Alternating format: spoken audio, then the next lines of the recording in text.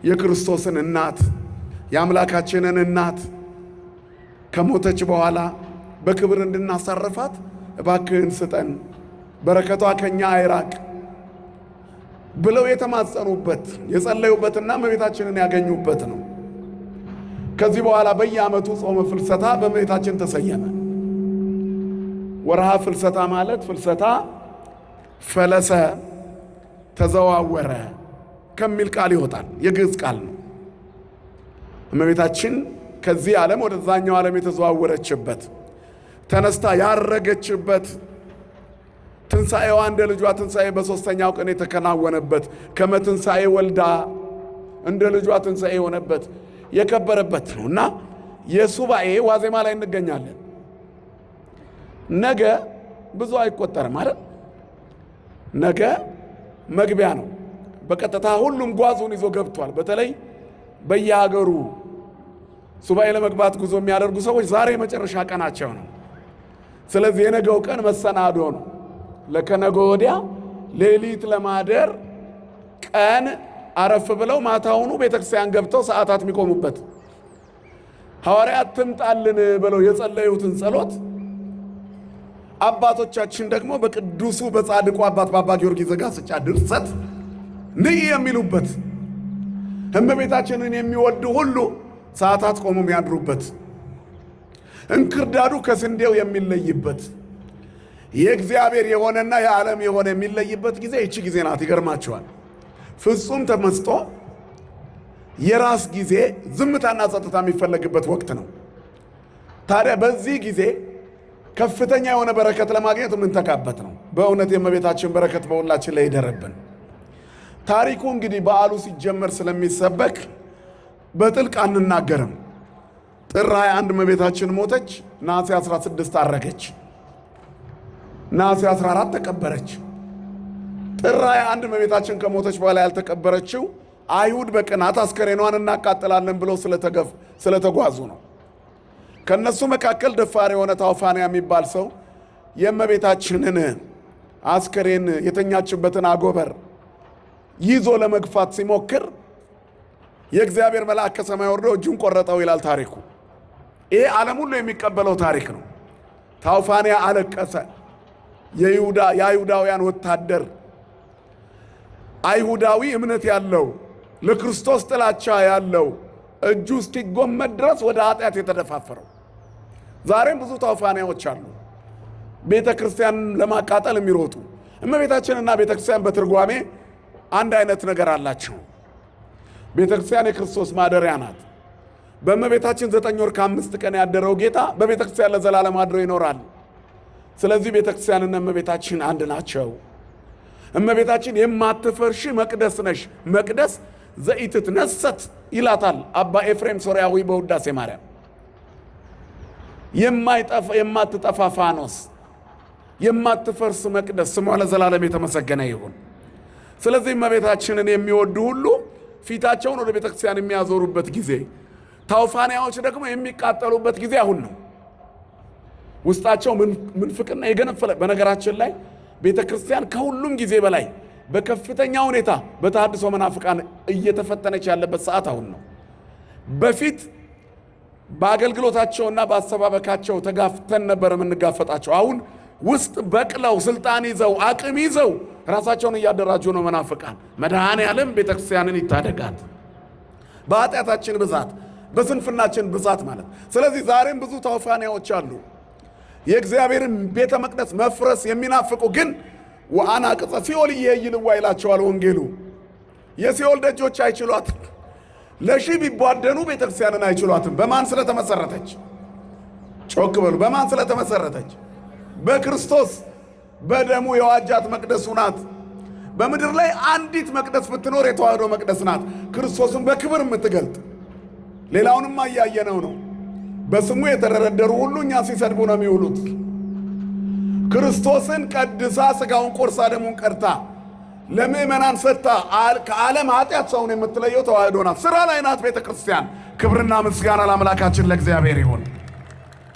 ምክንያቱም ሰሪዋ ክርስቶስ ስለሆነ፣ የዋጃት የመሰረታት ጌታ ስለሆነ፣ በደሙ የዋጃት ባለቤቱ እርሱ ስለሆነ የሲኦል ደጆች አያነዋውጿትም። በጴጥሮስ አለትነት ላይ የተመሰረተች ናት። የእግዚአብሔር ቤት ልንኖር ይገባናል የምንልባት በዚህ በጾመ ፍልሰታ ከምናነበው ወይንም ከምናደምጠው የወንጌል ክፍል አንዱ የደብረ ታቦር ታሪክ ነው አይደል? ይሰነንን በርዝየ ጌታ ሆይ በዚህ መኖር ይሻለናል። ወንግበር ሰለስተ ማኅደረ አሐደ ለከ ወአሐደ ለሙሴ ወአሐደ ለኤልያስ፣ አንድ ለአንተ፣ አንድ ለሙሴ፣ አንድ ለኤልያስ 3 ዳስ እንስራ ብለው እነ ጴጥሮስ የጸለዩበት። የሚናገሩትን አያውቁም። መንፈስ ቅዱስ ነበር የሚያናግራቸው። የኤልያስ መቅደስ ለራሴ አላለም፣ ፍጹማን አልነበሩምና ፍጹም ለሆነው ለኤልያስ መቅደስ፣ ፍጹም ለሆነው ለሙሴ መቅደስ፣ የሁሉ ባለቤት ለሆነው ለመድኃኔዓለም መቅደስ እንስራ አሉ። ዛሬ የቅዱስ ሚካኤል የቅዱስ ጊዮርጊስ ቤተ መቅደስ ስንሰራ አይናቸው ደም የሚለፍ ትርጓሜ ያልገባቸው ሰዎች አሉ። መልሱ ይሰነንን በርዝየ ወንግበር ሰለስተ ማኅደረ ይልባቸዋል። በዚህ መኖር ለእኛ መልካም ነው። የእግዚአብሔርን ቤት እየሰራን ሥጋ ወደሙ እየተቀበልን ወንጌል እየሰማን ወንጌል እየተገበርን እየዘመርን እያገለገልን በዚህ መኖር ለእኛ መልካም ነው። ክብርና ምስጋና ለአምላካችን ለእግዚአብሔር ይሁን። ስለዚህ ሱባኤውንም የምንገባው ለዚህ ነው። በጥር የሞተች እመቤታችን በነሐሴ ተቀበረች። ሞት በጥር በነሐሴ መቃብር ጥልቅ ታሪክ ነው። በታውፋንያ ምክንያት መልአኩ የታውፋንያን እጅ ቆረጠው። ጌታችንም እመቤታችንን ይዟት ከነሱ ተሰወረ። ከዕፀ ሕይወት ስር አኖራት። ባደራ የተቀበለው ዮሐንስ አዝኖ ስለነበረ ተወሰደ። አየኋት አለ። እኛስ አሉ ሱባኤ ገቡ። ተሰጠቻቸው። ወስዶ በክብር ቀበሯት። በ14 ተቀበረች። ዕለተ እሑድ፣ ዕለተ ሰሉስ ማክሰኞ ከሀገረ ስብከቱ ህንድ ሲመለስ ቶማስ አልነበረም ሱባኤ ላይ። ይገርማል። ቶማስ አልነበረም የሚለው ቃል ይገርማል። ጌታ በተነሳ ጊዜ በዝግ ቤት ተሰብስበው ሳለ ጌታን ደቀ መዛሙርቱ አየነው ሲሉ ቶማስ አልነበረም። አሁን ደግሞ እመቤታችንን ለማግኘት ሐዋርያት ሱባኤ ሲገቡ ቶማስ አልነበረም ከመባል ይሰውረን። የመጀመሪያው አልነበረም፣ ያሳዝናል። ሁለተኛው አልነበረም ግን ለበጎ ነው። ምክንያቱም እነሱ ያላዩትን ትንሣኤ ሊያይ እኛ የምንቀበለውን በረከት ሊሰጥልን እግዚአብሔር ቶማስን አዘጋጀው። በደመና መንኩራኩር እየመጣ ድንግል ማርያም ስታረግ አያት፣ መላእክት ሲያሳርጓት። ቅዱስ ያሬድ አይረግዋ መላእክቱ ሰማያት ይላል። መላእክት ወደ ሰማይ ያሳረጓት እየዘመሩ እያመሰገኑ። በውዳሴ ማርያም እንደተነገረው ይዌድስዋ መላእክት ለማርያም በውስተ ውሳጤ መንጦላይት ነው። በተዘጋ መንጦላይት ውስጥ ሆነው የማትፈርሰዋን መቅደስ ክርስቶስ በማኅፀኗ የሚከትምባትን ቅዱሱን አምላክ የምትወልደውን እመቤት ያመሰግኗት ነበር። አዳስ ጣዋ እያሉ ለአንቺ ምስጋና ይገባሻል፣ በአንቺ መጥቶ አድሯል ይልና ደራሲው ምን ይላል? እንዴት ከድሃ ቤት አደረ! እንደ ምስኪን ከሰማያት ወርዶ የሷን ባህሪው ያደረገ ቁሳቁስ አይቶ የማይገባ ጌታ።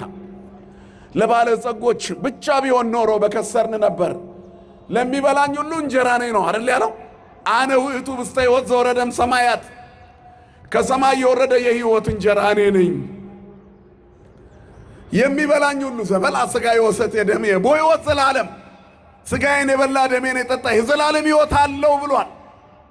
የሕይወት እንጀራ ከሰማይ የወረደ ለሀብታምም ለድሃም ለባለስልጣንም ለተራሰው ለተማረም ለማይምም የወረደ ለሚያውቀውም ለማያውቀውም ለትልቁም ለትንሹም ለሕፃናትም ለአዋቂም ከሰማያት የወረደ የሕይወት እንጀራ ሁሉ በልተው የሚጠግቡት ሀብታም አግኝቶ ድሃ የማያጣው በባለጸጋ ቤት ብቻ ተገኝቶ በድሃ ቤት የማይጠፋው እንጀራ ክርስቶስ ነው። ክብርና ምስጋና ለስሙ ይሁን። በሁሉም ቤት የሚገኝ ሰማይ ዙፋኑ የሆነ ግን አብርሃም ቤት ገብቶ ቁርበት ላይ የተቀመጠ የሕይወት እንጀራ ክርስቶስ አንቺ ቤት እኮ ይገባል። አብርሃም ቤት ገብቶ መደብ ላይ ቁጭ አለ። በዘባነ ኪሩብ ተቀምጦ ዓለምን የሚገዛ አምላክ ምሉእ በኩሌ የሆነ አብርሃም ቤት ገብቶ ቁርበት ላይ ቁጭ አለ። ድንኳን ውስጥ ቁጭ አለ። መደብ ላይ ቁጭ አለ። ኪሩቤል መንበሩን የሚሸከሙለት ዛሬ እኛም ቤት ይመጣል። በሁላችን ቤት ይገባል። በክብር ከፍ ሊያደርገን ብሉኝ አለ። ለሁሉ የተሰጠ እንጀራ ጨው በዛበት አነሰው የማይባል ለሕፃናት ለአዋቂ ለሁሉ የሚታኘክ ምግብ ለሁሉ የሚበላ እንጀራ ማን ነው? ክርስቶስ። ድንግል የሰጠችን የሕይወት እንጀራ ድንግል ሆይ። ስለዚህ ኦ ማርያም አባ ሕርያቆስ ምንድን ነው ያለው? በእንተዝ ናፈቅረኪ ወነአብየኪ እስመ ወለድኪ ለነ መብልዐ ጽድቅ ዘበአማን ወስቴ ሕይወት ዘበአማን። ድንግል ሆይ ስለዚህ እንወድሻለን፣ ከፍ ከፍም እናደርግሻለን። የሚበላውን የሕይወት እንጀራ የሚበላውን የሕይወት መጠጥ ሰጠችን። ለማን? ለሀብታሞች ብቻ አይደለም፣ ለድሆችም ጭምር። ለባለስልጣኖች ብቻ አይደለም፣ ለተራዎቹም ሰዎች ጭምር። ለምሁራን ብቻ አይደለም፣ ለገበሬውም ለእኔ ቢጤውም ጭምር። ላላቸው ብቻ ለሌለውም ጭምር። በገንዘብ አይደለም፣ በነፃ። ለምን ተሰጠ? ለሕይወት። ያልበላው አይኖርም፣ የበላው ይኖራል። እውነተኛ እንጀራ ለሁሉም ይጣፍጥ። ክብርና ምስጋና ለስሙ ይሁን። የሕይወት እንጀራ ህብስተ ሕይወት ለዘይበልዖ የተባለው ክርስቶስ እኮ ነው። ክርስቶስ ኢየሱስ ሲጠሩት ስሙ ጣፋጭ ነው ይልና ለሚበሉት የሕይወት እንጀራ ነው፣ ለሚጠጡት ጽዋ መድኃኒት ነው፣ የመድኃኒት ጽዋ ነው። ለሁሉ የተሰጠ እንጀራ፣ ለሁሉ የቀረበ። ይህን የወለደችው ድንግል ነች። እፎ ቤተ ነዳይ አደረ፣ እንዴት ከድሃ ቤት አደረ? መላእክቱ የሚያመሰግኗት ድንግል ለካ ድሃ ናት። ያዕቆብ ዘስሩግን በቅዳሴ ንስቲት ወለቶሙ ለነዳያን ጾረተከ ገሊላዊት አቀፈተከ ነፍሳ ቀደስከ ወስጋሃ አንጻይከ ወአጽናይካ ወይደንገጸት ብከ። አንዲት የድሃ ልጅ ትንሽ ብላቴና አቀፈች፣ ገሊላዊቷ ተሸከመች። ነፍሷን ቀደስካት፣ ስጋዋን አነጻሃት፣ አጸናት፣ አልደነገጠችብህም። ንስቲት ወለቶ የድሃ ልጅ የ14 ዓመት ብላቴና እንድታቅፈው ፈቀደ። ሰማይና ምድር የማይወስኑት በጠባብ ማኅፀኗ በትንሽዬ ብላቴና ማኅፀን ውስጥ ሰማይን ያለ ምሰሶ መሬትን ያለ ካስማ የዘረጋ ዓለምን በመሃል እጁ የያዘ እግዚአብሔር ከተመ። ድንግልን ፍለጋ ነው ሱባኤ የገባ ነው። ክብርና ምስጋና ለአምላካችን ለእግዚአብሔር ይሁን። ስለዚህ ከፊታችን ያለው ጾም ትልቅ የበረከት ጾም ነው። ሱባኤ ነው። ሁለት ሱባኤ ነች እኮ 14 15 መሻገሪያ የሐዋርያት ስብሰባ የሚታሰብበት 16 ፍልሰታ ለማርያም ትንሣኤዋን የምናከብርበት። ለዚያ ክብር ያብቃን መድኃኔዓለም። ስለዚህ በዚህ ጊዜ እንዴት እንጹም ነው መልእክቱ። ለዚህ መነሻ የሚሆን የሉቃስ ወንጌል ምዕራፍ 9 ላይ ያለ አንድ ታሪክ መነሻ ይሆነናል። የዲዳ ጋኔን የሚያሰቃይበት አንድ ልጅ አባቱ መጥቶ ወደ ክርስቶስ ይለምንለታል። ጌታ ሆይ ልጄን የዲዳ መንፈስ እየያዘ ያሰቃየዋል። እናም ወደ ደቀ መዛሙርት አመጣሁት፣ ነገር ግን አልቻሉም አለው ይላል። ዲዳ መንፈስ ያደረበት ልጄን አምጥቼልሃለሁ።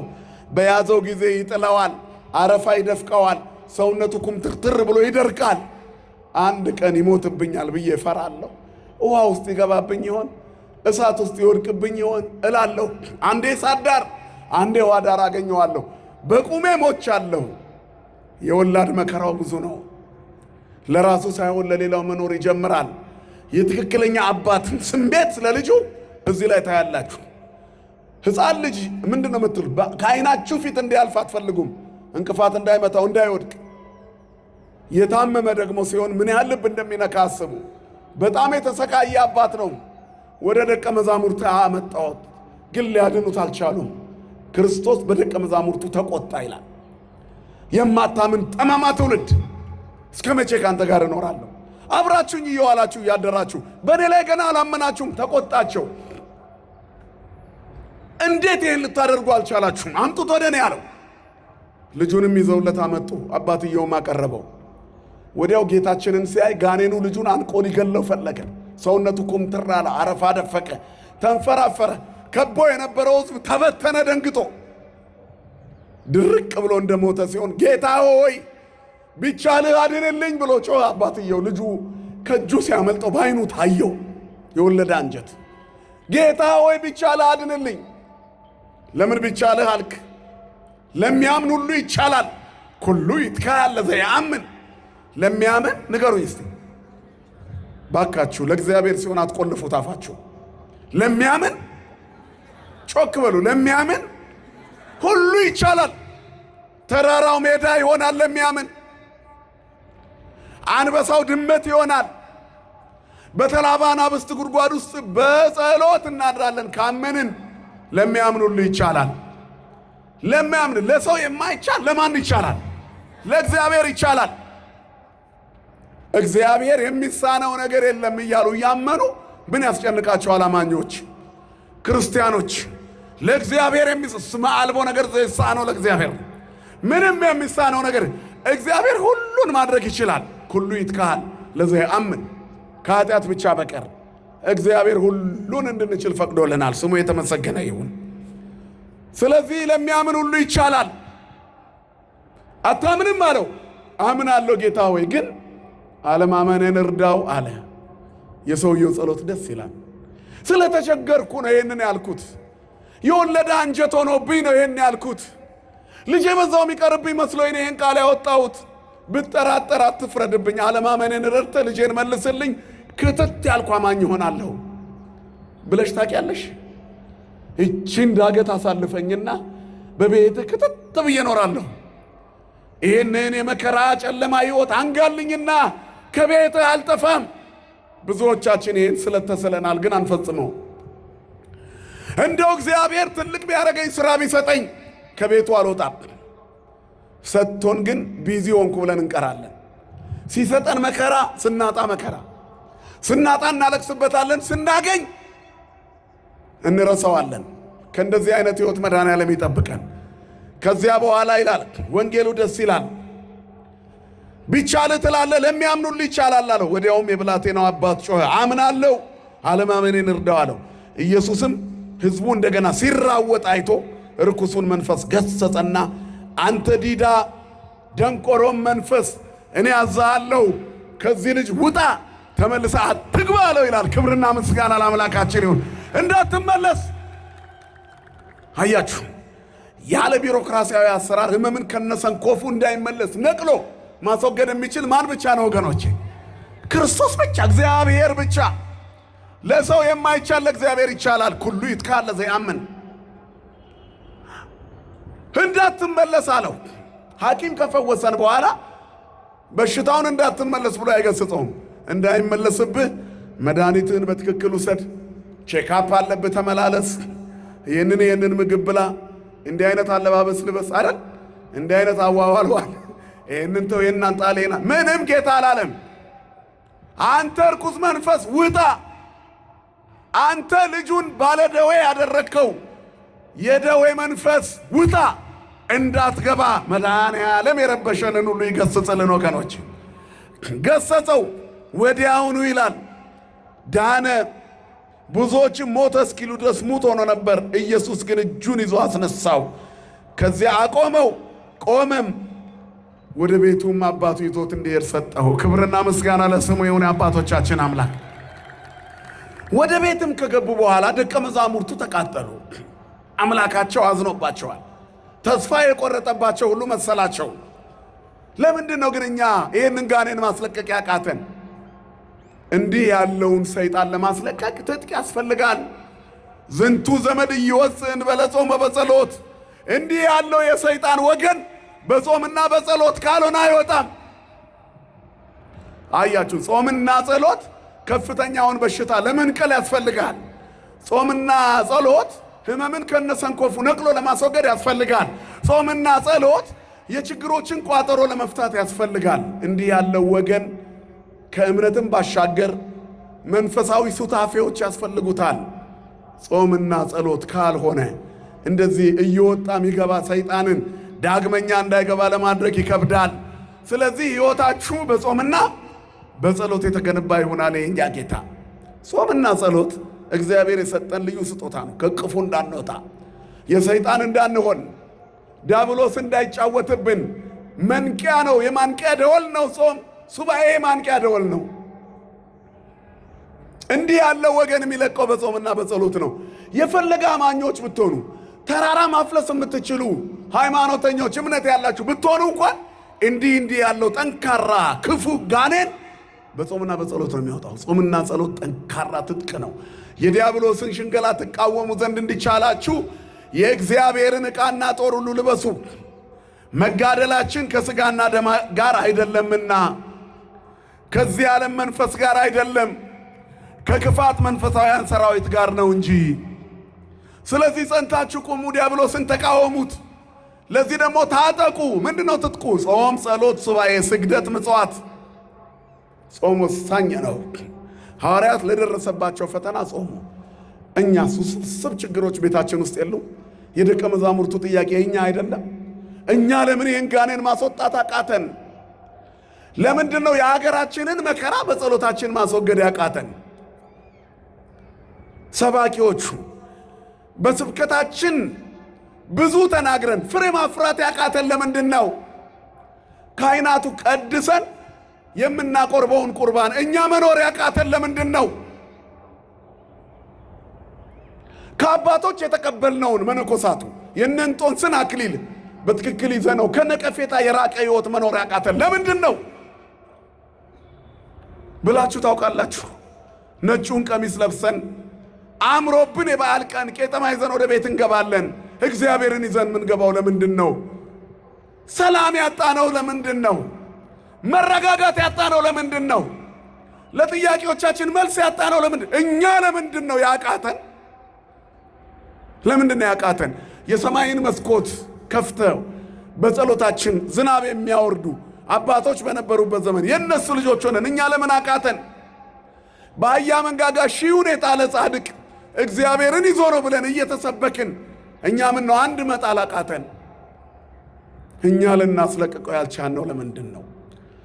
የሀገራችንን ችግር 365 ቀን እየቀደስን ማስለቀቅ ያቃተን ለምንድን ነው? ስጋው ደግሞ በየቀኑ እየተፈተተባት ሀገሪቱ ሰላም ያጣችሁ ለምንድን ነው? በአራቱም አቅጣጫ በምድር መጓዝ ፍርሃት የሆነብን ለምንድን ነው? ይሄንን ማስቆም የሚያቅት ያልቻለ ሃይማኖት እንዴት ውስጣችን ኖረ? አባቶቻችን የማይቻለውን በጸሎት ይችላሉ። ተራራውን ሜዳ አድርገዋል። የነ ሰፋያ ሳይን ስምዖን ልጆች ነን። ተራራውን ነቅሎ ወደ ሌላ ቦታ ያደረገ እኛ ተራራ የሆነብንን አለመግባባት መፍታት ያቃተን ለምንድን ነው? ከሰባኪነት ወደ ዘረኝነት ቁልቁል የወረድነው ለምንድን ነው? ከቀዳሽነት ወደ ጥንቆላ የወረድነው ለምንድን ነው? ቆብ አድርገን ምቀኛና ክፉ ዘማና አስቸጋሪ የሆነው ለምንድን ነው? እየሰበክን ወንጀለኞች የሆነው ለምንድን ነው? እያስቀደስን ለእውነት መታዘዝ ያቃተን ለምንድን ነው? በቡድን ተደራጅተን ቤተ ክርስቲያኗን ክፍልፍል ያደረገ ሕይወት ምንኖረው ለምንድን ነው? ሥጋ ወደሙ እየተቀበልን የዓለም ባሪያዎች የሆነው ለምንድን ነው? እኛ ያቃተን ለምንድን ነው? የአቡነ ተክለ ሃይማኖት ልጆች አይደለንም? ምእመናን የገብረ መንፈስ ቅዱስ ልጆች አይደለንም? የቅዱስ ጳውሎስ ልጆች አይደለንም? የሰማይቷ ቅድስት አርሴማ ልጆች አይደለንም? ምን ነው ጭንቀት አስቸገረን? እኛ ለምን አቃተን? ለምንድን ነው ያቃተን አሉ ሐዋርያት። ለምን አቃተኝ በይ። የክርስቶስ ሰምራ ልጅ ሆኜ ለምን አቃተኝ ሰይጣንን ድል ማድረግ? የቅድስት አርሴማ ልጅ ሆኜ ለምን አቃተኝ? ዛሬ አርሴማ ናት። ቄጠማው ይጎዘጎዛል፣ ቡናው ይፈላል፣ ቤተክርስቲያን ሄደን ተሳልመን እንመጣለን። አርሴማ ግን እዚህ ውስጥ የለችም። ለምንድን ነው ያቃተን? ፍቅሯ ወደ ውስጣችን እንዳይገባ ለክርስቶስ የሆነ ሕይወቷ የእኛን ሕይወት መምራት ያቃተው ለምንድን ነው? ሙሉ የጉባኤ ልጆች መሆን ያቃተን ለምንድን ነው? ጀምረን መጨረስ ያቃተን ለምንድን ነው? ሰይጣን እየቀሰቀሰ እየጎተተ የሚያወጣን ለምንድን ነው? ለእግዚአብሔር ባልተመቻቸ ስፍራ ላይ እንድንቆም ያደረገን እግዚአብሔርን የማያውቁ የእግዚአብሔር ሰዎች የተባልነው ለምንድን ነው? አሁን ያለንበት ሕይወት ይሄ ነው። የክርስቶስ ነን፣ ግን ሥጋን ከነክፉ መሻቱ ጋር አልሰቀልንም። የክርስቶስ ሆኖ ዘረኛ መሆን አያምርም። የክርስቶስ ሆኖ ምቀኛ መሆን አያምርም። የክርስቶስ ሆኖ ሐሜተኛ መሆን አያምርም። የክርስቶስ ሆኖ ተሳዳቢ የለም። ዝንቱ ዘመድ ይወስን በለጾመ በጸሎት ይልብሃል። እንዲህ ያለው ወገን የሚፈታተንን የምታስወግድበት ሱባኤ ነው፣ ጾም ነው፣ ጸሎት ነው።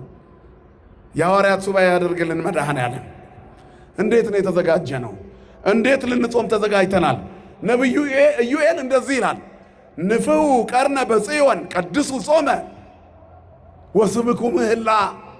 በጽዮን መለከትን ንፉ፣ ጾምን ቀደሱ፣ ምህላውንም አውጁ ይላል። አሁን ፍልሰታ የአዋጅ ጾም ነው። የኢትዮጵያ ቤተክርስቲያን ከሰባቱ አጽዋማት የዓመቱ የመጨረሻ ጾሟ ይሄ ነው። ከዚህ በኋላ መስከረም ይጠባል። ከዚያ በኋላ እንጀምራለን። ሁሌም በጾመ ድህነት ውስጥ አለን። ዓርብ ሮብ እንደቀጠለ ይቀጥላል ከበዓለ ሃምሳ በስተቀር። ስለዚህ በጀመርነው ቀን ስለምናስበው ተከታታይ የምንጾመው ትልቁ ጾም የመጨረሻው ጾመ ፍልሰታ ነው። የዘመነ ማርቆስ 2018 ጾማችን ሊገባ አንድ ቀን ቀርቶናል። ተዘጋጅታችኋል? እንዴት ነው የምታስቀድሱት? እንደተለመደው ነጠላ ለብሶ ቤተ መቅደሱን ሞልቶ እግዚኦ እግዚኦ ብሎ ደስ ሲል ፍልሰታ በቃ በእንትኑ በሞመንቱ ኢንጆይ አድርገን ልንወጣ ነው? ትክክለኛ ጾም ልንጾም ነው ወይ? ለእግዚአብሔር በተመቻቸ ስፍራ ላይ ቆመን ነው መጾም ያለብን። ጾምን ቀድሱ፣ ጾምን ተግባራዊ ያድርጉት። እንዴት እንጹም? ፍልሰታና ወንድሞችና እህቶች፣ አባቶችና እናቶች እንዴት እንጹም? የመጀመሪያው መንፈሳችንን ለማደስ እንጹም፣ ለመገራት እንጹም። የተገራ ሰውነት ያስፈልጋል። እየሰማችሁ ነው አይደለ? በእግዚአብሔር ቃል የተገራ መንፈስ። አሮጌ ነን እኛ፣ አርጅተናል። ዘረኝነት አስረጅቶናል። ጭፍን ብሔርተኝነት አስረጅቶናል። ምቀኝነት አስረጅቶናል። ቅናት አስረጅቶናል። እነዚህን ሁሉ የሚያስወግድ ማን ይንገስ? እኛ ላይ ማን ይንገስ? እግዚአብሔር ይንገስ። ስመዚአከ ይስማ ሞቶ ይደንግጽ ወቀላያት ይሰጠቃ ወከይሲ ይትከየር ይላል። ስምህን ሰምቶ ሞት ይደንግጥ፣ ቀላያት ይሰንጠቁ፣ ወንጀለኛ ይቸገር፣ አለማመን ይራቅ፣ ቅናት ጥቅም አያግኝ። መርዝ ያላቸው የፍጥረት ወገኖች ይበተኑ። በጾምና በጸሎታችን በሱባኤያችን እግዚአብሔር ክፉን ከኛ ላይ ያርቅልን። ሰው መንፈሱ ሲታደስ እነዚህ እኩያት ፍቶታት ከውስጡ ይወጣሉ። አጋንንት ይርቁታል። ያ ተወጥሮ የነበረው ተቆልሙሞ የነበረው ሰው ታድሶ ቆመ። ማንን ሲያገኝ? እግዚአብሔር መንፈስን ያድሳል። ሰቆቃወ ኤርምያስ ምዕራፍ 3 ቁጥር 23 ላይ ማለዳ ማለዳ አዲስ ነህ ታማኝነትህም ብዙ ነው ይላል። እግዚአብሔር ሁሌ ማለዳ አዲስ ነው። ሁል ጊዜ አዲስ ነገር ያደርጋል። ለደቀ መዛሙርቱ በታንኳ ውስጥ ተኝቶ እስኪ ቀሰቀሱት ዝም አላቸው። ሲነሳ ምን አለ? ምንት ያፈራሃክሙ አንትሙ ሕጹፃነ ሃይማኖት፣ እናንተ ሃይማኖታችሁ ሕጹፅ የሆነባችሁ ምን ያስፈራችኋል አለ። ከዚያ በኋላ ምን አለ? ተነሳና ባህሩን ገሰጸው። ሌላ ቀን ደግሞ በማዕበሉ ላይ ብቻቸውን ሲሰቃዩ፣ ባለፈው እዚህ ውስጥ ሆኖ እሱ ቢሆን ኖሮ ያቆምልን ነበር። አሁን የለም ብለው አሰቡ። ማለዳ ማለዳ አዲስ የሆነ እግዚአብሔር በሚያስጨንቃቸው የማዕበል አረፋ ላይ ውሃ ሳይነካው እየረገጠ መጣ። ክብርና ምስጋና ለስሙ ይሁን። የሚያልፋቸው እስኪመስል ድረስ ተደነቁበት ይላል። እግዚአብሔር ማለዳ ማለዳ አዲስ ነው። የአዲሱ አምላክ ልጆች እኛም አዲስ ነን። ሁሌ አዲስ የሆነ እግዚአብሔር እኛንም ያድሰናል። ክብርና ምስጋና ለስሙ ይሁን። ጾም ስጋን ለማዳከም ብቻ ሳይሆን መንፈስንም ለማደስ፣ አሮጌ ሰውነትን ለማራገፍ። አሮጌ የሚለው ቃል ዓለማዊ ሐሳብን ዓለምና ምኞቱን ለማስወገድ እግዚአብሔር ወደ ውስጣችን ሲገባ ዓለም ይወጣል ከውስጣችን። ዓለም ማለት ኃጢአት በሙሉ ነው። ይህን እንዳትረሱ። ክርስቲያን ማለት ከዚህ በፊት ብያቸዋለሁ፣ በባህር ላይ ያለ መርከብ ነው። መርከቧ የምትሰጥመው ውሃ ወደ ውስጧ ሲገባ ነው። ካልገባ አትሰጥመው። ይሄ እንግዲህ በቤተ ክርስቲያናችን የትርጓሜ ስልት ባህሩ ዓለም ነው፣ መርከቧ ቤተ ክርስቲያን ናት። በዓለም ላይ ያለችው ቤተ ክርስቲያን ዓለማዊነት እንዳይውጣት በዓለት ላይ በክርስቶስ ላይ ተመስርታ ወንጌል ብቻ እየተናገረች መቆየት አለባት። ወደ ውስጧ ዓለምን ካስገባች ቤተ ክርስቲያን በማዕበል መናወጣው አይቀርም። ቤተ ክርስቲያን ማለት ሕንጻው ብቻ አይደለም፣ እኔና እናንተም ነን። ምንድነው የሚያናውጠን? ገንዘብን መውደድ፣ ምቀኝነት፣ ዘረኝነት፣ ጎጠኝነት፣ ተንኮል፣ ክፋት። ችግሮቻችን በሙሉ የምድር ነው። እግዚአብሔር የባረከን የሚመስለን ገንዘብ ስላገኘን ነው። ምንም ሳይኖር የሁሉ ባለቤት መሆንም ይቻላል ከማን ጋር ሲኮን። ስለዚህ መንፈሳችንን ለማድረስ እንጹም። ነፍስን ለማጠንከር ነው መጾም ያለብን። ብቻውን ጾም ግብ አይሆንም። ወደ ግቡ የሚወስዱትን ተግባራት እንይዛለን። ሱባኤ አለ። ነፍሳችንን ቀድሳት። ሰው አድርገኝ፣ አለማመኔን እርዳው፣ በድካሜ ጊዜ አግዘኝ። ለብቻ አልችልም፣ እኔ ደካማ ነኝ። አቤቱ አንተ ኃይል ስጠኝ። ደቀ መዛሙርቱ ጌታ ሆይ እኛ እኮ ደካማ ነን፣ ጸሎት አስተምረን አሉት ጌታን። አንድ ጊዜ ጸሎትን አስተምረን፣ እንዴት እንጸልይ? አንተን ለማግኘት እንዴት እንጸልይ? አያችሁ፣ ጸሎት እንኳን ለመማር ጸሎት ያስፈልጋል። ለጸሎት ጸሎት ያስፈልጋል። እንዴት እንጸልይ? መጸለይ እንፈልጋለን አሉት። እግዚአብሔር ልቦና ይስጠን ለሁላችንም። ስለዚህ ስንጾም ነፍሳችንን ለማደስ መጾም አለ። ምን ማለት ነው? ከምኞት ጋር መጾም የለብንም። ጾሙን ሲገባ በደስታ እንቀበለው። ታላቁ እንግዳ ነው። ብፁዕ ቅዱስ አቡነ ሽኖዳ የግብፁ ያለፉት ፓትርያርክ በረከታቸው ይደርብን። ጾም ማለት የነፍስ ክብረ በዓሏ ነው ይላሉ አንድ መጽሐፍ ላይ። ነፍስ በጣም ደስ ብሏት ዘ ሴሌብሬሽን ኦፍ ሶል ይላል። የነፍስ ትልቁ ክብረ በዓሏ ልክኛ የሆነ የጋብቻ የሆነ አኒቨርሳሪ እንደምናከብረው እንግዳ በጣም እንደምንጠራው ነፍስ ትልቅ በዓል ታከብርና እንግዳ ትጠራለች። የምትጠራው እንግዳ እግዚአብሔር ነው። ከእግዚአብሔር ጋር የምትጠራቸው እንግዶች ቅዱሳን መላእክት፣ ቅዱሳን አበው፣ ድንግል ማርያምን ነው። እግዚአብሔር ሲመጣ ሁሉ ቅዱሳን ይመጣሉ። ክብርና ምስጋና ለአምላካችን ይሁን። ስለዚህ የነፍስ ክብረ በዓሏ ነው። ከምኞት ጋር መጾም የለብንም። ከኋላ የተጎትቶ የመጣ ነገር መኖር የለበትም ማለት ነው። በጣም መታጠብ አለበት። ንጹህ መሆን አለበት ሰውነታችን። አዲሱን ወንጌል በውስጣችን ለማስገባት አሮጌው ሕይወት መራገፍ አለበት። አሮጌ ሰውነት ለማስወገድ ንጹህ መንፈስን ለማደስ ማለት ይሄ ነው። ከምኞት ጋር መጾም የለብንም። ለስጋችንና ለነፍሳችን የሚታወጅ ጾም መሆን አለበት። ያለንበትን ሁኔታ የምንኖርበትን ወደፊትና ኋላ የሚመጣል እንድንኖር የምንፈልገው ነው። አሁን ባለን አካሄድ እግዚአብሔር አይገኝም። ስለዚህ እግዚአብሔር የሚገኝበት አካሄድ እንዲኖር ነው ማለት ነው መጾም ያለብን። ነገሮች እንዲለወጡ ብቻ ሳይሆን እኛ እንድንለወጥ እንጾም ነው። ነፍሳችንን ለማደስ እኛ የምንጾመው ነገሮች እንዲለወጡ ነው። የከሰስነው ሰው እንዲፈረድበት፣ የጠላነው ሰው እንዲሞት፣ ከኛ ጋር ጸብ የፈጠረ እንዲዋረድ፣ እግዚአብሔር ፈረደብን የምንለው ቋንቋ እኮ ነው። እግዚአብሔር እኮ ጠላቶቻችንን በእጃችን ጥሎ ይታዘበናል እኮ። ዳዊትን እግዚአብሔር እንዴት ተበቀለለት? ለዳዊት የተበቀልከውን በቀል ለእኔም ተበቀልልኝ በሉት እግዚአብሔርን። ሳኦል ሊገድለው ያሳድደዋል።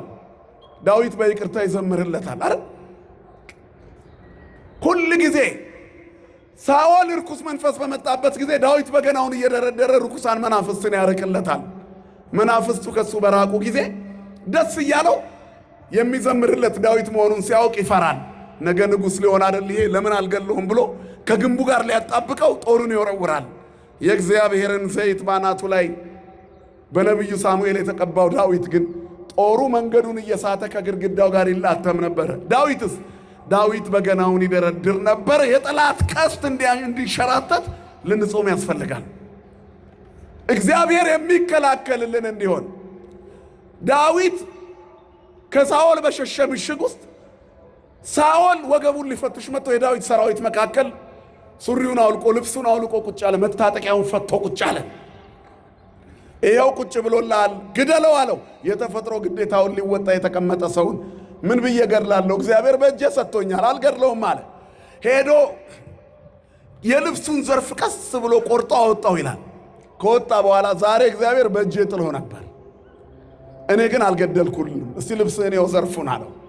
ሲያየው ያት ጨርቋን እኔ ነኝ መጥቼ በመቀስቀስ ብዬ ዙሪያውን የቀደድኩት በሰይፍ የቆራረጥኩት እኔ ነኝ። ልብስህን ስለቀደድኩብህ ንጉሶ ይቅርታ አለው። ጠላት ቢራባ ብለው ቢጠማ ጠጣው ይላል አይደል መጽሐፍ። እኛ ወዳጆቻችን እንኳን ሲያልፍላቸው ደስ አይልም። በምቀኝነት መንፈስ ውስጥ ሆነን መጾም የለብንም። በታደሰ ሰብዕና በባልንጀራችን ከፍ ማለት በደስታ ለሱ የዘነበው ለኔም ያካፋል በሚል እግዚአብሔርን በመናፈቅ ሕይወት ጥላቻ በሌለበት መንፈስ እንጹም። ያን ጊዜ የጥላቻ መንፈስ ከኛ ይለቃል፣ ካለበለዛ አይለቅም። ዝንቱ ዘመን እየወስጥን በለጾም በጸሎት እንዲህ ያለው ወገን በጾምና በጸሎት ካልሆነ አይለቅም። የሚለቀው በጾምና በጸሎት ነው። ስለዚህ መንገድ የዘጋብን ነገር እንዲስተካከል መጸለይ አለብን። ያ ደግሞ የሚስተካከለው መንገድ የዘጋብን ውስጣችን ያለ ችግር ነው። መንገዱን የሚከፍተው የኛ ውስጥ ነው። ውስጣችን ንጹህ ከሆነ ሁሉ ንጹህ ይሆናል። ለንጹሃን ሁሉ ንጹህ ነው። እግዚአብሔር ሁላችንንም ንጹሃን ያድርገን። ቀጠሮ ይዘን አይደለም መጾም ያለብን ነው መንፈሳችን እንዲታደስ። ሱባኤ አቋርጠው ፍርድ ቤት ቀጠሮ ስላለብኝ ሄድኩ የሚሉ ሰዎች አሉ። ምን አድርገህ ነው? አይስ እንኳን ነገሩ ቀላል ነው፣ እልህ ይዞኝ እንደው ልኩን ላሳየው ብዬ የሆነች ክስ ነበረችብኝ። ደርሼ ለቅዳሴ እንደምንም ደረስኩ። አስቀድሰ ሞተሃል። ምን ነው ብተውለት? ወለእመቦ ዘተሃየሰ ምስለ ቢጹ ይድግ ሎቱ። ከወንድሙ ጋር የተጣላ ቢኖር ይተውለት።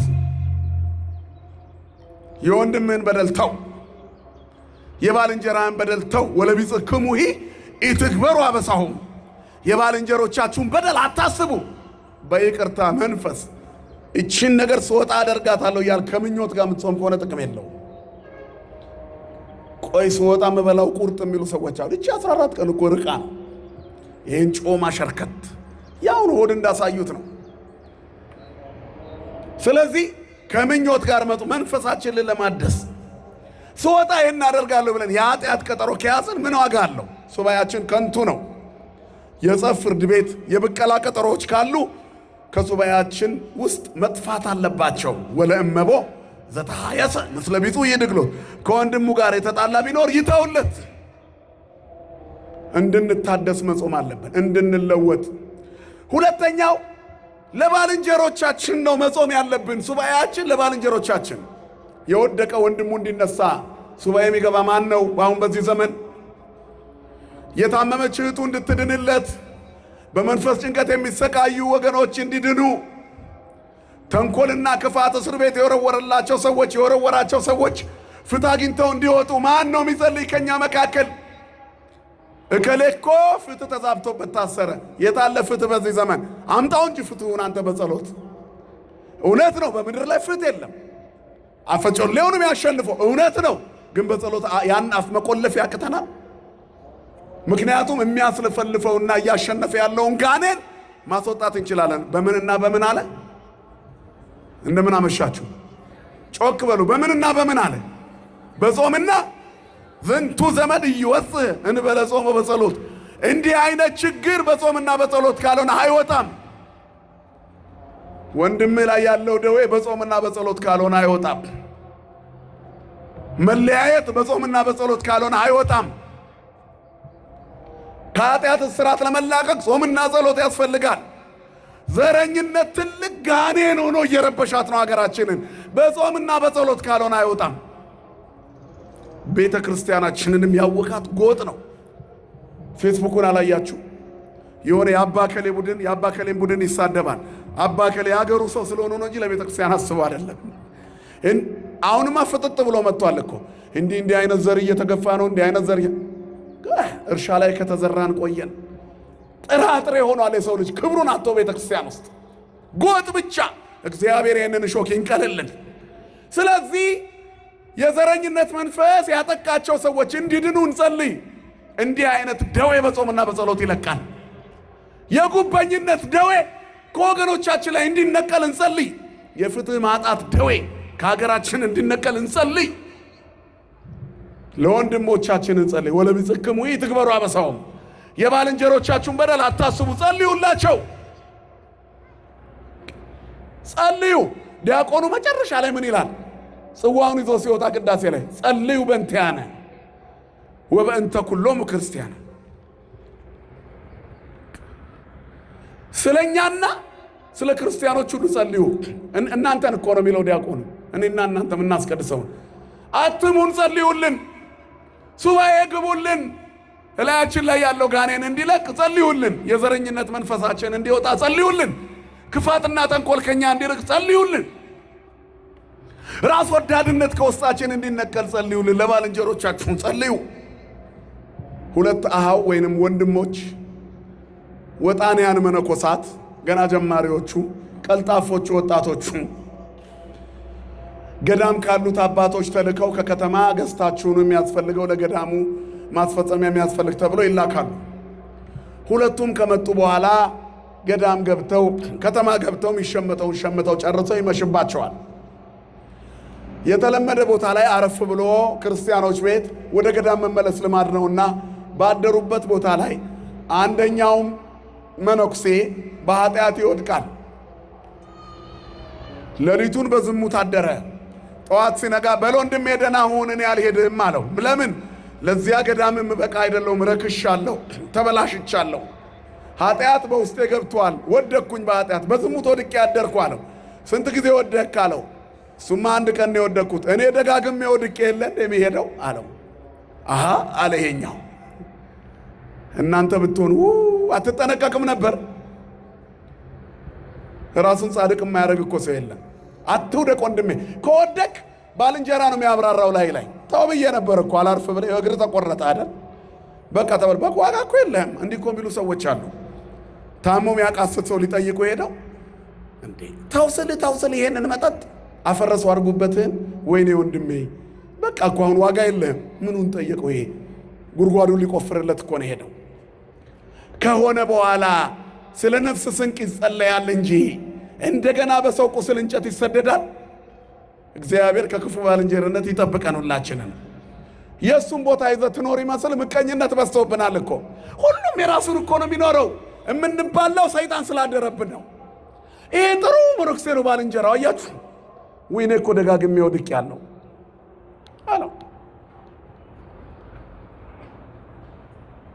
ከዚያ በኋላ እንደዚህ ታዲያ ምን እናድርግ? ወደ ገዳማችን እንመለስ። ከደግ እዚያው ገዳም እኮ እያለን የመነኩሴ ትልቁ ጥቃቱ ከተማ ሲወጣ የሚያያቸውን ነገሮች ሁሉ ከማሩት ይወድቃል፣ ራሱን መግዛት ካልቻለ። ስለዚህ ወድቀናል ሁለታችንም። እዛው ገዳማችን ገብተን አንዳችን ለአንዳችን እናልቅስ አለው ሰው። እሺ አለ። ሱባኤ ገቡ። ከዚያ በኋላ ሱባኤያቸው ሲያልቅ የበደለው ሳይሆን ሳይበድል በድያለሁ ያለው በጣም ያለቅስ ነበር፣ ወንድሜን ማረልኝ እያለ። ይሄ ደግሞ በኃጢአት የወደቀው ዝም ብሎ ማረኝ ማረኝ ይላል።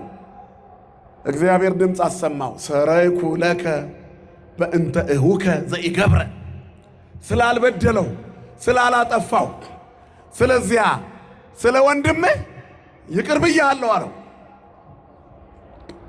ስላልበደለ ወንድም ይቅር ብያለሁ፣ ምንም ሳይበድል ለአንተ ነው ሱባኤ የገባው፣ እሱ እኮ ንጹሕ ነው አለው። ስለዚህ ለወንድሞቻችን እንጸልይ። ለሌላው መጸለይ ራስን ያስባርካል። እግዚአብሔር ልቦና ይስጠለውላችን። ሰው ስሜቱን ከገዛ በኋላ ለሌላው ይተርፋል። ካለበለዚያ ግን ለራሱም መሆን ያቅተዋል። በአንድ ቦታ ላይ አንድ ንጉሥ ነበረ በጣም አደን የሚወድ እና ይሄ አደን የሚወደው ንጉሥ ፈረሱን እየጋለበ ወደ ጫካ ሲገባ እሱ ከተቀመጠበት ፈረስ ይልቅ ያማረና የተዋበ እጅግ ውብ ፈረስ አገኘ። ሊይዘው ሲሄድ ፈረሱ አያስጠጋም። ከዛም በኋላ ባልንጀሮቹን በሙሉ ማለቴ ባለሟሎቹን በሙሉ ሰበሰበና እንደምንም ያዙና አምጡልኝ ይሄን ፈረስ እንዴት እንደሚያምር አለ። ለካ ፈረሱ ያልተገራ ፈረስ ወደ አውሬነት የተቀየረ ነበር። የእሱም ባለሟሎች ረግጦ ግማሾቹን ገሎ ግማሾቹን ሰብሮ ጨረሳቸው። ወደ ቤተ መንግሥት መልእክተኛ ልኮ ሙሉ ሰራዊት አስመጥቶ እንደምንም ፈረሱን በ20 በ30 ገመድ አስሮ ያዘው። አንድ ፈረስ በማግራት የሚታወቅ አስጋሪ ዘንድ ወሰደውና ይሄ ፈረስ እንዳይመስልህ አለው፣ አውሬ ነው፣ ልትገራው ትችላለህ አለው። ችግር የለም ንጉሥ ሆይ ጊዜ ስጡኝ አለው። ፈረሱን እንዳመጡለት ግንብ አጥር ውስጥ አስገባና ልቀቁት አላቸው። ፍቱት። ፈተው ሮጠው ወጡ። በሩ ተዘጋ። ያንን ግንብ በአፉ ባጠጠ፣ በእግሩ መታ። አውሬ ስለነበረ ደከመው። ሰውየው ማማ ላይ ተቀምጦ ተውረፍ ይለዋል ግንቡ ሲመታ። ይህን ሲያደርግ ተው ይለዋል፣ ድምፁን ያሰማዋል። ተናደደ። ቢያገኘው ቢቦጫጭቆ ቢረግጠው ደስ ባለው ነበር። ሰውየው ምግቡን ቀነሰበት። ማታ ላይ ትንሽ እየሳር ወርወር ያደርግለታል። እየደከመ መጣ። ተፈጥሮ ነዋ። እየተነፈሰ መጣ። መድኃኒዓለም ያስተንፈሰ ነው ወገኖች። እንዲህ ንፍት ብለው ያስቸገሩ ሰዎች አሉ። እንደ ተራጋጩ ፈረስ ስለበሉ ብቻ ምድር እያዝልኝ አሉ። ሰማይ ካልቧጠጥኩ ያሉ።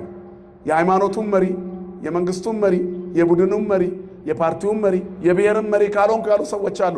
እግዚአብሔር ያስተነፍሳል። ስሙ የተመሰገነ ይሁን። በእኛ ዘመን ስንቱ ተነፈሰ። ፈረሱ እየተነፈሰ መጣ። ይገርማችኋል። እየተነፈሰ እየተገራ መጣ። ኋላ የጌታውን ድምፅ ብቻ መስማት እህል እንደሚያስገኝለት ታወቀ። ጌታው ቀስ እያለ አንገቱ ላይ ገመድ ሲያስገባበት ዝም፣ ድክምክም ሲል ደግሞ ላዩ ላይ ወጥቶ ቁጭ፣ ሂድ ሲለው መሄድ፣ ቼ ሲለው ቼ፣ ቁም ሲለው መቆም፣ ወሽ ሲለው ይቆማል፣ ውጣ ሲለው ከተማውን ይዞት ይዞር ጀመር። ህዝቡ ሁሉ ተደነቀ። ንጉሥ ሆይ ይኸው ፈረስህ አለው። ምን አደረግ? ምግቡን ቀነስኩበት፣ ከፈረሶች ለየሁት፣ ከጫጫታ አወጣሁት፣ ብቻውን አቆየሁት። ከዛም በኋላ ብቻውን ከቆየ በኋላ ሲወጣ ፈረስ ሆነ። ሰው መሆን ያቃተን ተቀላቅለን ስለምንጮህ ነው። ውጡና ብቻችሁን ኑሩ። ሱባኤ ለብቻ መኖር ነው። ይገራል። ሱባኤ ጾም ይገራል። ምግቡን ቀነሰ፣ ጫጫታውን ቀነሰ፣ አድናቂዎችሽን ቀንሽ። የእግዚአብሔር ሁኚ።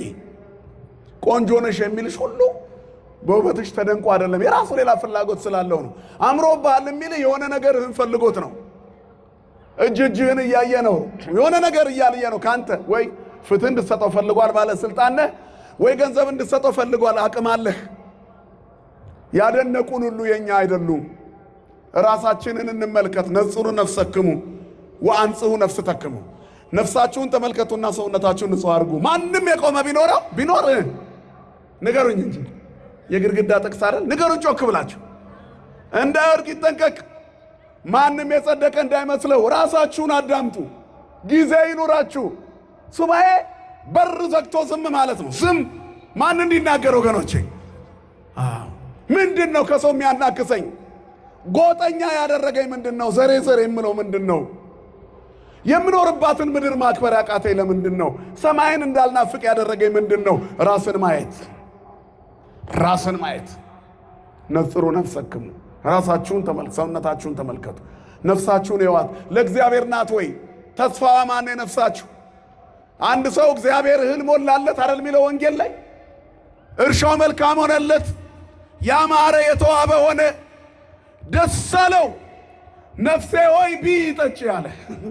እግዚአብሔር ይመስገን አላለም። ሲያገኙ ማመስገን አፋቸው የሚቆለፍ ሰዎች ብዙ ናቸው። ነፍሴ ሆይ ብዪ ጠጪ፣ ገና ለብዙ ዘመን የሚበቃ መባ አለች፣ ምግብ አለሽ። ቅዳሴው ሰዓታቱ አላለም፣ ምስጋናው አላለም። ዝም ብለሽ ብዪ በቃ። ጎተራውን ጠቀጠቀና ዝም ብዬ እበላለዋል። ዛሬ እኮ ነው የምትሞተው አለው። እህል የሞት መድኃኒት አይሆን። ከሞት የሚያስቆም ማን ብቻ ነው? ወፍናው ይሁን ለሞት ዘእግዚአብሔር ውእቱ። የሞት መንገዶች እግዚአብሔር ናቸው። ስለዚህ ጾማችን ሞትን ማቆም አለበት። ስምህን ሰምቶ ሞት ይደንግጽ ብለን የለ? ስመ ዚአከ ይስማ ሞት ይደንግጽ። ስምህን ሰምቶ ሞት ይደንግጥ። ቀላያት ይሰንጠቁ፣ ኃጢአት ይሸነፍ። የማንን ስም ሰምቶ? የእግዚአብሔር ስም በላያችን ላይ እንዲነግስ እንጹም ነው። ሌላው ለሀገር እንጹም። ለራሳችን፣ ለወንድማችን፣ ለሀገራችን። የሀገራችን ቁመና አልተዛነፈም እንዴ እናንተ? መች ተስማምተን እየኖርን ነው? አልተለያየንም እንዴ? እኛ ጋር የሚጠበቅ መፍትሄ የለም? የመንግስት እንዳለ ሆነው ከኔና ከናንተ አይጠበቅም? ምንጽፈው፣ ምን ፖስተው፣ ምናደርገው፣ ምንቧደነው በብሔር አይደለም? ጎጠኞች አልሆንም። እኛ ጋር የሌለውን ሰላም ሰው አምጥቶ እንዲሰጠን ለምን እንፈልጋለን? ጦርነትን እየናፈቀን ሰላምን ብንጸልይ ምን ጥቅም አለው? አሁን እኮ ቤተክርስቲያኗን የሚያውኳት እነዚህ ናቸው። የማያስቀድሱ የቅዳሴ አድናቂዎች፣ ተቆርቋሪዎች፣ የማይቆርቡ የቁርባን ተቆርቋሪዎች፣ የማይዘምሩ የመዝሙር ገምጋሚዎች። ያሬዳዊ ነው አይደለም ይላል። እነሱ አይዘምሩ፣ ንዋያተ ቅድሳት ሲቆጥሩ ይውላሉ። እነሱ የሰይጣን ልብስ ከሆኑ ቆይተዋል። በአፍ ብዛት አይጸደቅም። ሰብሰብ እንበል፣ እግዚአብሔር ይናገር፣ እኛ ዝም እንበል። እግዚአብሔር ሆይ ስለ ሀገራችን አንተ ተናገር በሉት። ምስራቁ፣ ምዕራቡ፣ ሰሜኑ፣ ደቡቡ በሰላም ይደርልን። እዚህ ቦታ ሰው ሞተ፣ እዚህ ቦታ ሰው አለቀ ከምንል ጌታ ሆይ አቁመው በሉት። ለምንድን ነው መዓት የመጣው? እኛ ልናወጣው ያልቻልነው ይሄን ጋኔን ለምንድን ነው? ጌታ ሆይ ጸሎታችን አልሰማም ያለው ለምንድን ነው? ጌታ ሆይ የድሮ ታሪካችን ለምን አልመለስ አለ? የኔ ድርሻ ምንድን ነው በሉት። በዚህ ሱባኤ ይሄን አርግ የሚል መንፈስ ይመጣል፣ የእግዚአብሔር መንፈስ። ያኔ እሱ ሲመራን እንስተካከላለን፣ ነፍሳችን ትጠግባለች። ኢሳይያስ እንዳለ እግዚአብሔር ሁል ጊዜ ይመራሃል፣ ነፍስህን ከመልካም ነገሮች ያጠግባል፣ አጥንቶችህንም ያጸናል። አንተም እንደሚጠጣ ገነት፣ ውሃውም እንደማያቋርጥ ፈሳሽ ትሆናለህ። ማን ሲመራህ? ማን ሲመራሽ? ስለዚህ ማን ይምራን? በትዳራችን ማን ይምራን? በእውቀታችን ማን ይምራን? በስልጣናችን ላይ ማን ይስራ? በሀብታችን ላይ ማን ይስራ? ምራኒ እግዚኦ ፍኖተ ተቀበሉት። አቤቱ መንገድህን ምራኝ። እግዚአብሔር ሲመራን ሁሉን እኩል እንወዳለን። እግዚአብሔር ሲመራን ከራሳችን አልፈን ለሰው እንተርፋለን። እግዚአብሔር ሲመራን ለሀገር እንተርፋለን። ቤተክርስቲያናችን ለዓለም የምትጸልይ ናት። ዓመቱን ሙሉ ግን ለሀገሯ እንኳን መፍትሄ መሆን ለምን አቃታት? ይሄ ሁሉ መከራ ለምን ደረሰብን? ከየት የመጣ መከራ ነው? ለዓለም የምትተርፍ ቤተክርስቲያን። ስለ ዓለም ሁሉ እግዚአብሔር ማሰብን ያስቀድም ዘንድ ለእያንዳንዱም ያማረውን የሚሻለውን ያስብ ዘንድ ስለ ዓለም ሁሉ እንጸልያለን ትላለች እኮ ቤተ ክርስቲያን። በቅዳሴውም መስዋዕት በሚሰዋበት ጸሎት በተግባራዊ ስርዓት አምልኮ ፕራክቲካል ወርሺፕ አላት አይደል? የሚዳሰስ የሚጨበጥ ስርዓት አምልኮ አላት። በዚያ ለዓለም ትጸልያለች ቤተ ክርስቲያን። ለራሷ መሆን እንዴት ያቅታታል? ለሌሎች የተረፈች ምን ትረባሁ ለሰብ ምን ትበቆ ለሰብ ለመረባ ዓለመ ወነፍሶ ሀጉለ ነው አይደል? ወነፍሶ ሀጉለ። ሰው ዓለምን ሁሉ ቢያድን ነፍሱን ግን ካላዳነ ምን ይጠቅመዋል? ለዓለም የምትጸልይ ቤተክርስቲያን ሀገሯን መግቢያ መውጫውን ሰላም ማረጋጋታት በጸሎት። ቤተክርስቲያን የምለው ስለ ቄሶች ብቻ አይደለም። ምእመናን እናንተም እኛም አለንበት። አንድነት የለንም እየተባላን ቤት በኩል እግዚአብሔር ይጎብኛል። ቢጎበኛን እንኳን በእኔ ትግል ነው የምንለው። እግዚአብሔር ሰምቶን ነው አንልንም። የሥጋ ትግላችን 99% አሜን አሜን 1%። ኧረ ሙሉውን ስጡት ለእግዚአብሔር። ሁለመናችንም አንድ ይቆጣጠር። እንደምን አመሻችሁ። በዛ እንደ ትምህርቱ ማን ይቆጣጠረን? እግዚአብሔር ይቆጣጠረን። ለሀገራችን ሰላም መድኃኔዓለም ያድለን ወገኖች። ስለዚህ የነፍስ ጾም ነው መጾም ያለብን ያልነው ይሄን ነው። ለሥጋችን የውጭው ኑሮ ብቻ በቂ ነው። በብዙ ምኞት የታሰርን ከሆነ ሥጋችንን ብቻ ነው የሚጾመው። ሥጋ ለመጾም ደግሞ ለሼፕ ነው። አሁን ምን ሆኗል መሰላችሁ? በዓለም ላይ ምግብ አለመብላት ጤንነት እየሆነ መጥቷል። ግን ምግብ የተረፋቸው ሀገር ላይ ነው። እኛ ተመጣጣኝ ምግብ የሌለን ሰው ነን። ግን እዚህም ሀገር ላይ 24 ሰዓት ጾም ግን ለጽድቅ አይደለም። እኔ በ48 ሰዓት አንዴ ነው የምበላው የሚሉ ሰዎች ብቅ ብቅ ብለዋል። የበሉት በዝቶ እኮ ነው። ግድ የላችሁም፣ የበዛው ኃጢአታችን ነው። ይሄ ሁሉ ብዙ ዘመን ምድር ላይ ለመኖር ነው። ምን ቢንከባከቡት ይሄ ሥጋ መፍረሱ አይቀርም። ጾማችን የነፍስ ይሁን። ሀዳፊ ነፍስ ክርስቶስ ነፍሳችን እንዲያሻግራት ነፍስን እሰት እሴፎ ለእግዚአብሔር ብለን እንጹም። እስመ ረዳኢነ ወምስካኢነ ውእቱ ለዓለም። ነፍሳችን እግዚአብሔርን ተስፋ ታደርጋለች ብለን እንጹም። ረዳታችን ኃይላችን እርሱ ነው ብለን እንጹም። ክብደት ለመቀነስ ሳይሆን ኃጢአት ለማስወገድ እንጹም። ቦርጭ ለማጥፋት ሳይሆን ዘረኝነት ለማጥፋት እንጹም። ጎጠኝነት ለማጥፋት፣ ሐሜት ለማጥፋት፣ ዝሙት ለማጥፋት፣ መዳራትን ለማጥፋት፣ ቡድንተኝነትን ለማጥፋት፣ ስስትን ለማጥፋት፣ ምቀኝነትን ለማጥፋት እንጹም። እነዚህ ቁስሎች ከኛ ካልተወገዱ ምን ዋጋ አለ? ከኃጢአት እስራት መፈታት አለብን። ነገር ግን ለሌሎች ከሰበኩ በኋላ ራሴን የተጣልኩ እንዳልሆን ሥጋዬን እየጎሰምኩ አስገዛዋለሁ እንዳለ እንደ ሐዋርያው ቅዱስ ጳውሎስ አንደኛ ቆሮንቶስ ምዕራፍ 9 ቁጥር 27 የተጣልኩ እንዳልሆን ለሌሎች ስጸልይ ቆይቼ ለራሴ ሳልሆን እንዳልቀር ለነፍሴ መጸለይ ነኝ። እግዚአብሔር ታሪካችንን ይቀይርልን። ወደ መልካም ጎዳና ለመሄድ የሚያበቁ ፍሬዎች ያሉት ጾም መሆን አለበት። የሱባኤያችን በንስሐ በጸጸት በሐዘንና በትህትና መታጀብ አለበት ጾማችን። እግዚአብሔር ተጸጽታ ንስሐ ከገባች ነፍስ በሚወጣው ጸሎት ደስ ይለዋል። ቡድንተኝነትን ባስወገደች ነፍስ፣ አበስኩ ገበርኩ ባለች ነፍስ፣ ጫጫታው ሲረብሻት ነበር ተረጋግታ ራሷን ባየች ነፍስ በዚያ ደስ ይለዋል። እግዚአብሔር ይህንን ልቦና ለሁላችንም ይስጠን። ዓለማዊ ደስታን ለማቆም እንጹም። ሐሜትን ለማቆም ቅድም ስንጠቅሳችሁ የነበሩትን ኃጢአቶች ምቀኝነት፣ ክፋት፣ ተንኮል፣ ዝሙት፣ መናፍቅነት፣ ጥርጣሬ እነዚህን ለማስወገድ እንጹም። መንፈሳዊ ደስታ ሊሰጡ ከሚችሉ ነገሮች ጋር ህብረት በማድረግ ሥጋችንን እየጎሰምን ለእግዚአብሔር እናስገዛ። የመንፈሳዊ ጾም ዓላማ በጎ ነገርን ለሰውነት ማስለመድ ነው። ስለዚህ ከጾሙ ማግስት ሌላ ሰው መሆን አለብህ። ያው ከሆንክ ምን ጥቅም አለው? የቅበላ ዕለት ሥጋ ቤት አምሽተን ከሥጋ ቤት ተነስተን ጾሙ ስንጨርስ የመጨረሻ የፋሲካ ቀን ሥጋ ቤት ከተገናኘን ያውነን እኮ ቫኬሽን ወጥተን የተመለስነው አይደለ? ትምህርት ቤት የወጡ ሰዎች ቫኬሽን ይወጣሉ ክረምት። ከዛም በኋላ መጨረሻ ላይ ደግሞ ሌላ ሰለብሬት የሚያደርጉት አለ። ሾፒንግ ምን ባክ ቱ ስኩል ማለት ባክ ቱ ሲን ይሆናል አይደል? ከኃጢአት ትወጣለህ፣ ተመልሰህ ወደ ኃጢአት ትገባለህ። እንደገና እሪያም ታጥባ ወደ ጭቃዋ፣ ውሻ ወደ ትፋቱ። መድኃኔዓለም ከዚህ ይሰውረን ሁላችንን። ስለዚህ ወደ እግዚአብሔር የመመለስ መሆን አለበት ጾሙ። ሐዋርያት እመቤታችንን አገኙ። እንባቸው ታበሰ፣ ታሪካቸው ተቀየረ። ከዚያስ አዲሱን ቅዳሴ ለመጀመር ተዘጋጁ። ጌታ በ16 ራሱ መጥቶ ቀድሶ እመቤታችንን መንበር አድርጎ አቆረባቸው። ራሷ እመቤታችንንም ወተቀረበት በእደ ወልዳ ይላል። በልጇ እጅ ከሷ የነሳውን ሥጋ አቆረባት። ክብርና ምስጋና ለስሙ ይሁን የኛ ጌታ መድኃኔዓለም። ስለዚህ የሐዋርያት ታሪክ ተቀየረ። አብያተ ክርስቲያናት ይታነጹ ጀመር። ወንጌል በዓለም ላይ ተስፋፋ። ሲለወጥ ሰው መልካም ነገር ያሰራጫል። ለክፋት የዘመትንበት ዘመን ይበቃናል። አከለክሙ መዋዕል ዘሐለፈ ዘተቀነይክሙ ለፍትወተ ሥጋክሙ እምይእዜሰ ጹሙ ወጸልዩ ነው። ያለፈው ዘመን ይበቃቸዋል። ለሥጋ የተቀኛችሁበት በዝሙት፣ በፖለቲካ፣ በኃጢአት፣ በርኩሰት፣ በዘረኝነት፣ በጎጥ፣ በክፋት፣ በተንኮል፣ በምቀኝነት የሄዳችሁበት ያለፈው ዘመን ይበቃል። በጥርጣሬ በድፍረት የሄዳችሁበት ዘመን ይበቃል። ከዚህ በኋላ ጹሙ፣ ጸልዩ፣ ሰንበትን አክብሩ፣ ለእግዚአብሔር ተገዙ፣ ተቀነዩ ለእግዚአብሔር በፍርሃት ለእግዚአብሔር በፍርሃት ተገዙ። ያለፈው ዘመን ይበቃችኋል። ይበቃናል። አይበቃንም? በራሳችን የሮጥነው ያተረፈው መለያየትን ነው። በእግዚአብሔር መንገድ ከሄድን የምናገኘው አንድነትን ነው። ስለዚህ የለውጥ ጾም ያስፈልጋል።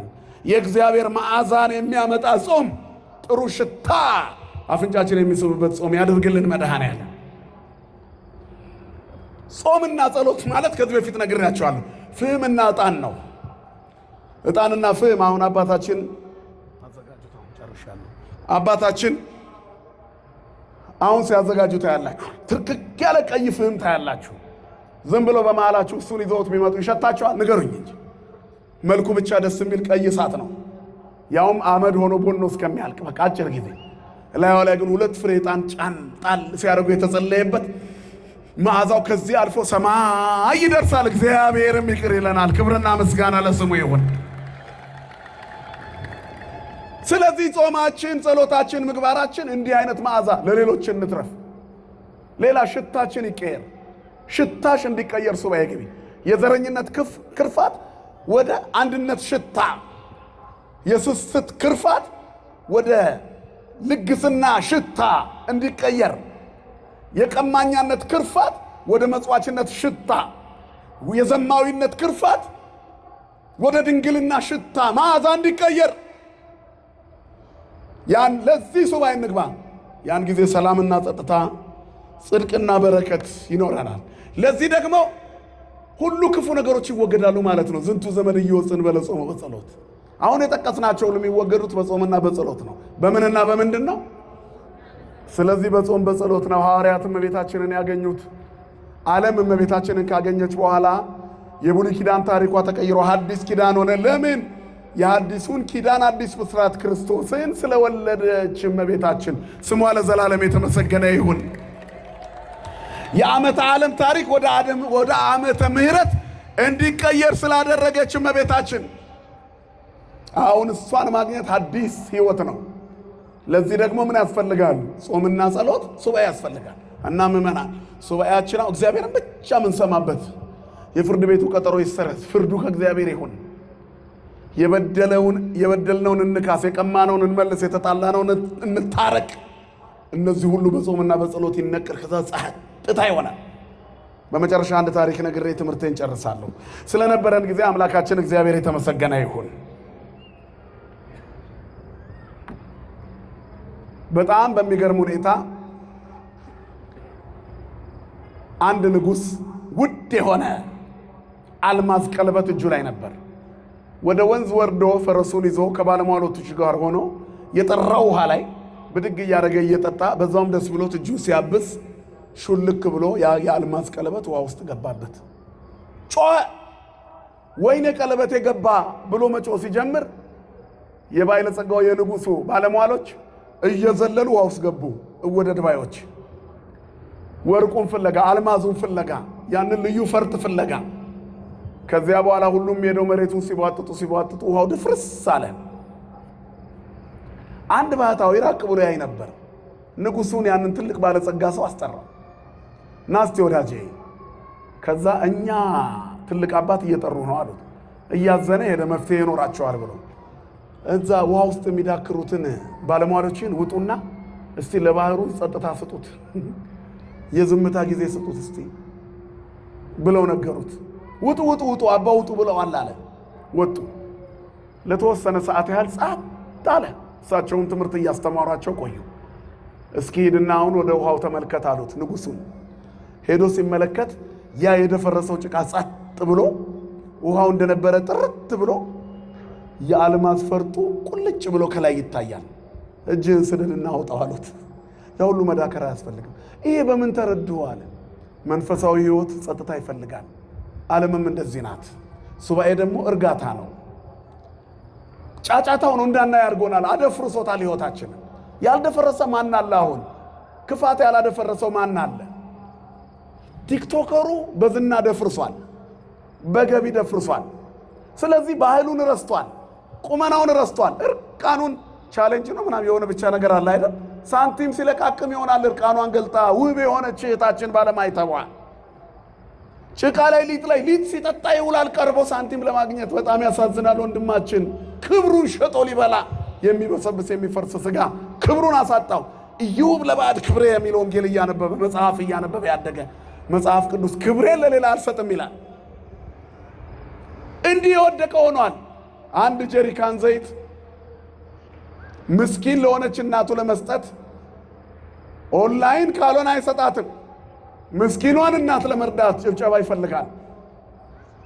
እረ ከዛ አልፈናል እኮ ቤተክርስቲያን ላይ ያልተለጠፈ መሽገር የለም።